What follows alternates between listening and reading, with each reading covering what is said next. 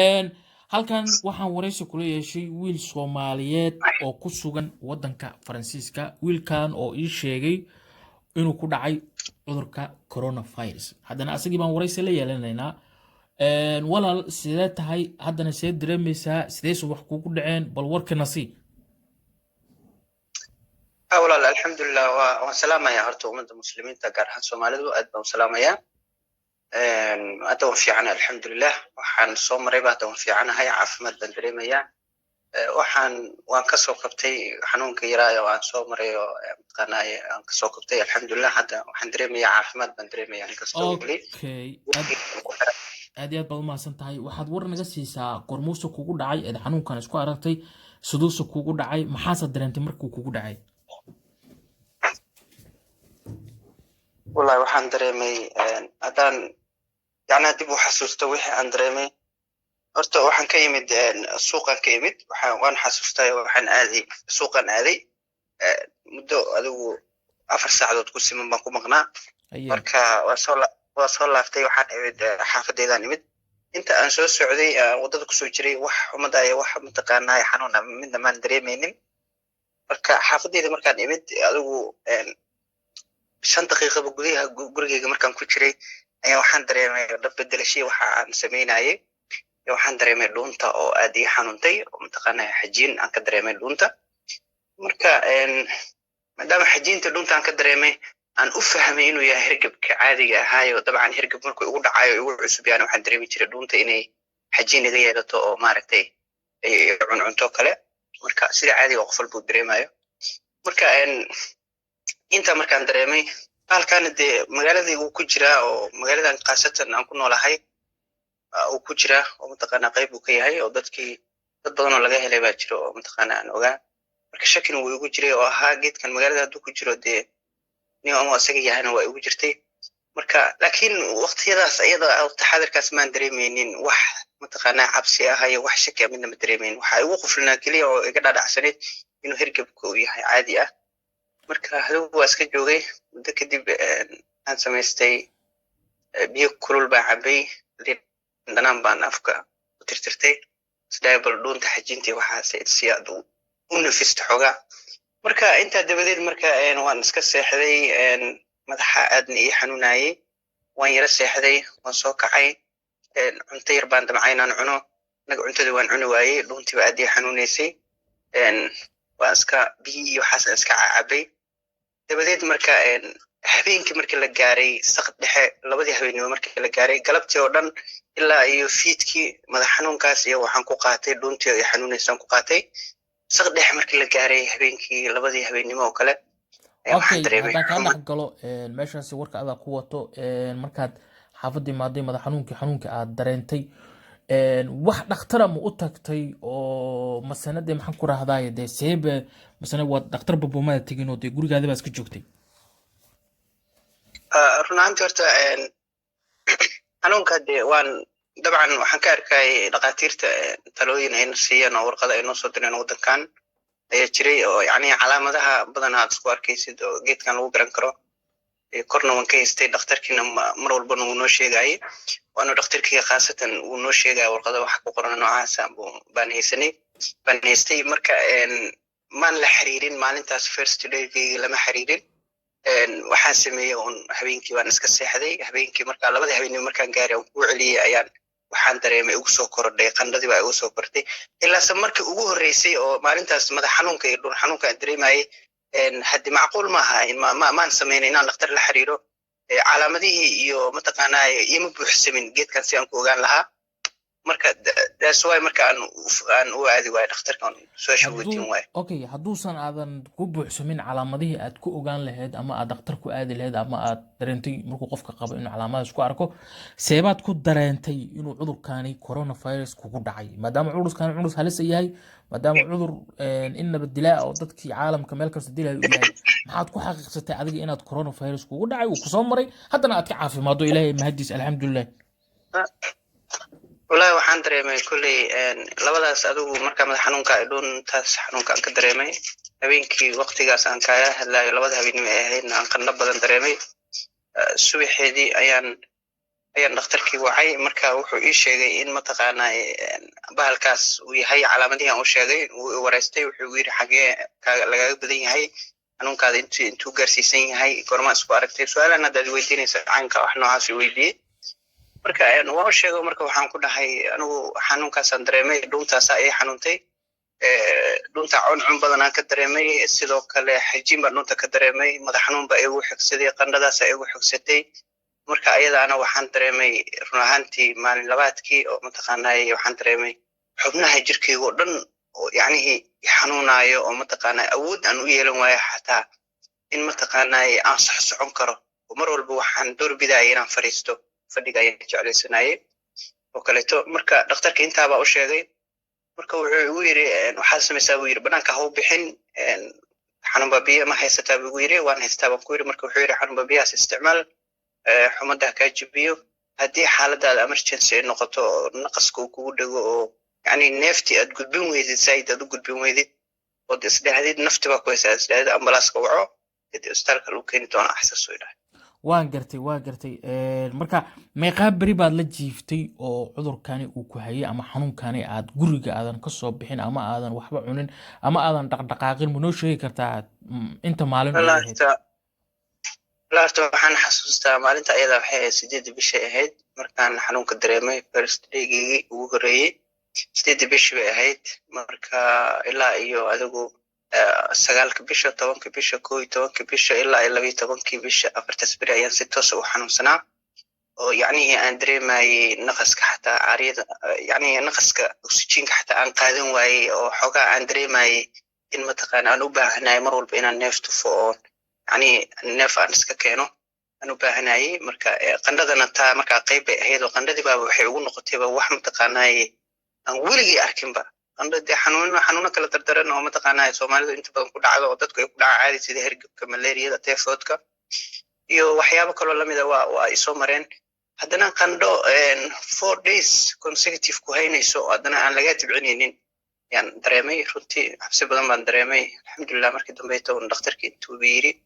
daawadii aan isticmaalay kaniiniga xanuun baabiyaha waxa ii yaalay 1 milligram ha ii yaalay marka mar walba qandhada iyo mataqaanaa madax xanuunka labada saab ay ugu darnaa qarqariyo badanna waan dareemayay labalabana waan dareemayay sidoo kale always marka waxaan sameeyay marka kaniiniga xanuun baabiyaha ayaan isticmaalayo liqii marka xanuun baabiyaha laqo xogaa waxaan dareemayay nafis baan dareemayay marka adi taqriiban wuxuu si toos ii hayay oo yacnihii afar beri horta si toos u ii hayay qandhadaas iyo cunto la'aan iyo dhadhan la'aan iyo socodkii igu yaraaday iyo sariirtii aan islaa markaan waa ku aruurtay maalintii shanaad unbaa xoogaa nafis yar helay waa gartay sida hore kasoo yarabsaday ma noo sheegi kartaa marka cunto afartaas beri sidaad noo sheegtay oo xanuunka aad sariirtan ku aruursatay aad ka kici weyday cuntooyinka ama waxyaalaha aad cuni jirtay ama waxyaalaha aad jananan jirtay oo aad u jananan jirtay maxaa ka mid ahaa oo intii xanuunku ku hayay walaa horta dabeecad waxaan u leeyahay inaan isticmaalo cuntada fruitiska waxaan la dhahaa mataqaanaa sida Soomaalida ay u taqaano ansalaatada iyo qajaarka iyo waxyaabahaas adigu fruitiska sida waxyaabahaasaan isticmaali jiray oo badan aan weligeyba inta badan aan jeclaa inaan iska cuno meeshaan haddii qurbo waaye waxa waaye cuntada waaweynka oo kaleeto xanuun bay leedahay badanaa inta badan ma aan dooqeyga maahin marka badanaa marka waxaan isticmaalaa inta xanuunsanaa oon isku dayayay in aan soo ansalaatadaas iyo qudaartaas aan soo gurto oon isticmaalo waan awoodi waaya inaan xataa intaa isticmaalo keliya waxaan ku soo aruuray caano oo mataqaanaa caanaha kartoonka ku jiro oo wadamadan supermarketyada lagu gada taqaanid caadiga ah ayaa wiil meeshii la deganaa dabaqayaan ku dhehna faleydkii la degan asagaa wiil xanuunsan yahay waan gartay su-aasha haddaan u gudbo aad baa umahadsan tahay waxaan dareemayaa in lagula degan yahay adigana cudurka uu xanuunka uu ku asiibay adoo lagula deganaa oo dhalinyaro ama aad meesha ku deganada ama diris aheedeen marka dadkii aad ii sheegtay ama kula deganaa hadda ayaga cudurka ama xanuunka ma effect gareeyey dad xanuunsanse maaragtay oo ama gadaashaa xanuunsaday ama hortaa xanuunsanaa intaba wallahi ma arkin gurigaan horta waxaan ku deganahay qol baan deganahay waxaa ila degan guriga horta faleydka dabaqa aan deganahay khaasatan meesha aan ku noolahay waa 3 qol marka qol baan ugu deganahay 2 qolna waxaa kala degan 2 wiil baa kala degan wadamadan Afrika Eritrea kasoo jeedaan marka mid kamid ah weeye midka hadda xanuunsan midna uu fiican yahay marka horteed laakiin qof xanuunsana ma jirin anigu baa oo aad sheegtay xagee uu soo dareemaya gormuus xanuunsaday ma gadaashaaba ma soo hortaa wala wuxuu xanuunsaday asagoo marka hadda fiiriyo adigu 16 bisha ayaa lagu qaaday ambulance lagu qaaday asaga hay ambulance أنا مركا waxaan jiray xaggan hoosaan jiray qaybta hoose xafiisku yaala oo guriga aan warqada ii soo dhacay postayaan hoos ugu dagay marka asagoo markaa soo laabtay ambulance soo banaanka taaginta arkay ambulance waa la saaray marka wuxuu dareemayay xabadka ayuu dareemayay aad buu asagana sigaarkii waxa uu cabaa marka wuxuu dhahay xabadka aad ii xanuunaya uu qufac tiro badan buu lahaa xabadka xanuunayay sidoo kale qandho fiifarkaas uu lahaa marka ambulance qaaday wax dhakhtarkii waa la geeyay marka waxay soo siiyeen bahalkan maskarka afka lagu xirtay iyo gloveska gacmaha la gashanayay iyo plastic hay waxaas soo siiyeen marka paracetamol way soo siiyeen marka waxay dhaheen gurigaada ku jir gurigaada ka soo bixin anaga marka si qaas hadda dawladii ayaaba socialka iyo asaga waxa haysto qoladan dawladda socialka haysto marka waxa la yiri guriga internet guriga kama soo bixi kartiin albaabkana waa furi kartiin wax xasaasa adagoo inta badan gurigiisu iska jooga hadda uu xanuunsan yahay uu roon yahay sida hore maanta saaka uu dhaamaa sida hore uu dhaamaa sida macnaheedu waxay ka dhigan tahay macnaheedu asaga waxay ka dhigan tahay in laga helay ama positive ama dhaqaatiirtii ay ku cadeeyeen bay u badan tahay waa loo soo sheegay positive kiisa waa soo qaatay waan gartay marka ninkaasna waa jira adigana waa kugu dhacay adigana hadda waad ka caafimaaday si aad ii sheegayso oo u hadlay socodkaadana aan ka dareemayo runtii aad iyo aad baan u mahadsan tahay waxaana rajaynayaa xanuunkani inuu ilaahay insha allahu dadka inta kale inta haysaba ilaahay ka caafiyo marka waxaan rabaa inaan su-aasha ugu dambeysay aan ku weydiiyo su-aashaas oo ah maxaa dadka Soomaaliyeed ee cudurkani intuu ku dhacay iyo intuu ku dhicinba iyo inta wax kale ka aaminsan iyo intaan ka aaminsaneenba maxaad hawada salaan ama dee faahfaahin ama dee tips ama dee maxaan ku raahdaa dee information ku xiriiro sidii cudurkan uga hortagi lahaayeen sidii cudurkan isaga ilaalin lahaayeen sidii cudurkan micnihiisa iyo wuxuu yahay qaabkiisa iyo maadaama aad dareemayso cudurkan systemkiisa iyo inaad adigu soo aragtay bal nooga sheekee fariina halkan uga dir walaal horta waxaan dhihi lahaa Soomaalidu inta badan waa salaamaya inta badan yani Soomaalidu waxay isticmaashaa wax madax adeeg la yiraahdo Soomaalidu leedahay Soomaalidu marka waxaan dhihi lahaa madax adeeg la iska dhaafo cudurkan waa cudur jiro waa cudur mataqaanaa qof walbo uu ku dhici karo ana dad social media waxaan ka arkay dad badan oo dhahaya Soomaaliya dadka madow oo kale kuma dhaco dadka muslimiinta kuma dhaco mataqaanaa qof u dhintay lama arkin hadda waxa ogsoonahay wadanka Sweden Scandinavian-kan waxa ogahay hadda inaan ka arkay dhowr qof oo dhimatay 12 ruux oo dhimatay cudurkan Soomaaliya marka waxaan dhihi lahaa anigu waqti cudurku way ku dhacay waana ka soo kabsaday waan ka fiicanahay alxamdulillah waana isteynay laakiin Soomaalidu waxaan kula dardaarmayaa inay ilaaliyaan nadaafadda inay aad u ilaaliyaan gacmahooda inay mar walba dhaqaan maalin kasta inay gacmahooda dhaqaan ilaahay uu ku soo yahay cabsi badan aysan dareemin ilaahay ay tawakkal saartaan oo ay aaminaan cudurkan inuu yahay cudur imaan karo qof kasta madow iyo muslim iyo wuxuu doonaba ku dhici karo haddana ay sii aaminaan in geeridu ay mar walba taalo ana qofkan hadduu ilaahay ka soo caafimaadiyo uu ka soo caafimaadi karo hadduu dhiman karana uu dhiman karo yani taas waa inay aaminaan